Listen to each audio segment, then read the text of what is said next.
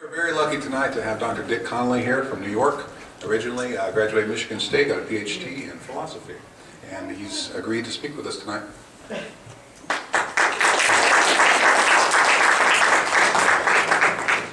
These guys are all too tall. I actually have a kind of a prepared talk, so I'll try to.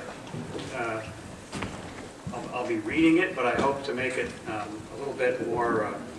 Whoops. Somewhat informal, if I can. Oops. Everybody hear me? Yes. Okay. Okay. I wanted to talk about atheism tonight, and a little bit about how I got there. So some of this is somewhat autobiographical, and the rest is more philosophical.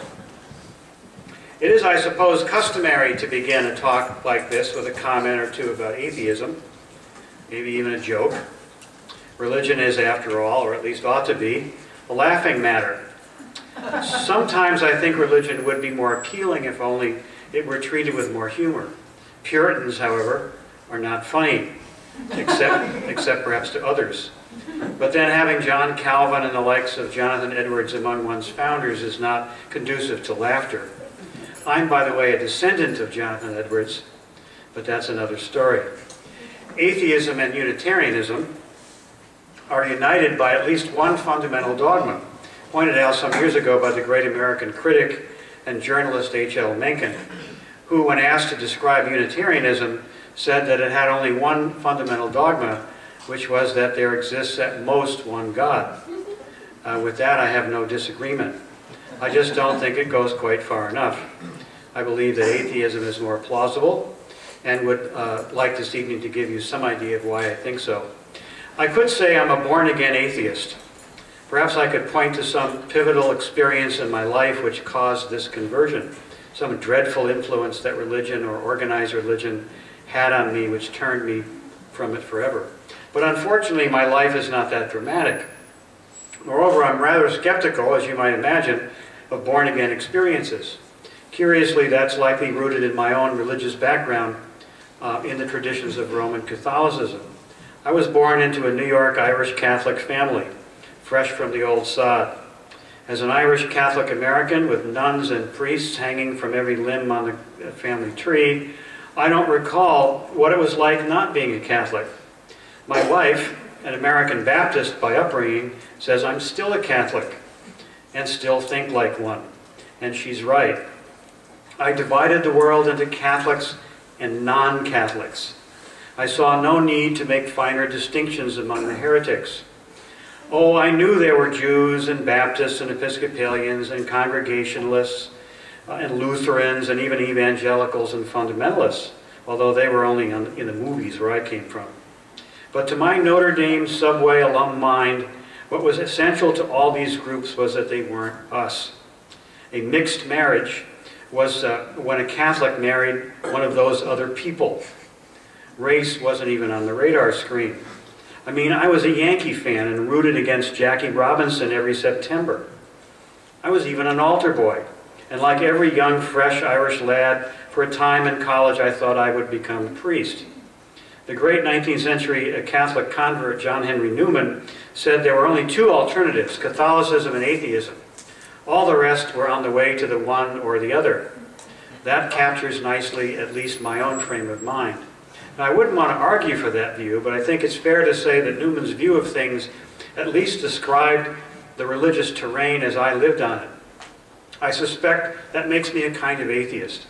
The great non-believer Bertrand Russell once wrote that Catholics who became atheists make different kinds of atheists from Protestants who become atheists. Protestants who became atheists tended to become freethinkers, maybe anarchists or libertarians. Catholics joined the labor movement, became fascists or communists. There's a story here, but for another occasion. There's a joke told in Ireland. I credit this to Dr. Dan Gann, who teaches Irish history at UE. That may be appropriate. A tourist driving through Civil War-torn Northern Ireland came upon a militia checkpoint. He didn't know whether it was a Catholic or Protestant checkpoint. The checkpoint guard pointed a gun at him. Are you a Protestant or a Catholic? I'm neither, sir. I'm an atheist. Yeah, but you're a Catholic atheist or a Protestant atheist? Well, I'm a Catholic atheist. In many ways, I still do think like a Catholic, but that too is for another time. But my atheism does not stem from any deep psychologically crippling effect of an oppressive church. I actually found the Catholicism of my youth invigorating and intellectually liberating. My three sisters, on the other hand, were not so blessed, if I may be excused the expression. I suspect that has something to do with gender roles. In any case, I was encouraged to think about religion, to read, to discuss, to come to grips with the main ideas of religion, ethics, and such. I was a serious and committed Catholic during a time of great vibrancy in the Catholic Church. We had our Pius XII, Hitler's Pope, as he's since been called, but our great papal hero was John XXIII, whose equal we have yet to see.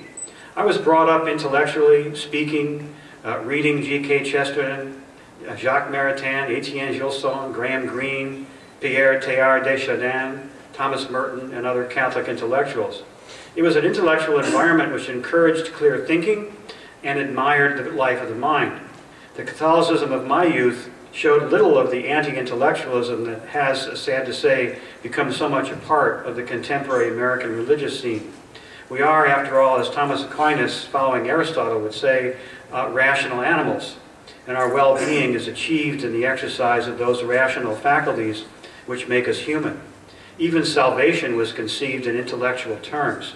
Our reward in heaven was the vision of God, the beatific vision, the big stare, as one of my seminarian friends called it. It is the culmination of the human drive to know the first cause of things, the theological capstone to intellectual virtue. In any case, in the context of the kind of Catholicism in which I was raised, it was no sin to doubt, to raise questions, to critically examine, or to see difficulties in the faith. Moreover, the sorts of things that apparently bother many Christians in this part of the world seemed no obstacle at all. Take evolution, for example. Not only did the Catholicism of my youth raise no doubts about evolution, but one of my favorite Catholic writers, Pierre Teilhard de Chardin, made evolution a centerpiece of his theology. I am convinced now that his view of what evolution says is fatally flawed, but I didn't think that at the time. As for so many others, my college years changed all this. I entered college in 1962, a time in which most of you were not born, fairly well entrenched in my faith. I attended an Episcopal college, Trinity College in Hartford, Connecticut. I soon became an active member, even an officer of the college Newman Club. Sadly, by the way, many Catholic students today think the Newman Club has something to do with the new man of the New Testament, rather than with that great intellectual Catholic of the Victorian age. Yes, the barbarians are indeed at the gate. Then I ran into philosophy, and nothing has been the same since. I took first a general philosophy course, and had a course in philosophy of religion taught by Professor Howard DeLong. Howard introduced me to the work of a contemporary American philosopher, Walter Kaufmann, who was raised in Germany, whose main scholarly fame is as an interpreter and translator of the works of Nietzsche. But it was not Nietzsche that captured my imagination. It was what Kaufmann had written about religion in two books, Critique of Religion and Philosophy and The Faith of a Heretic. Those two books and my later exposure to David Hume's dialogues concerning natural religion spoiled me forever.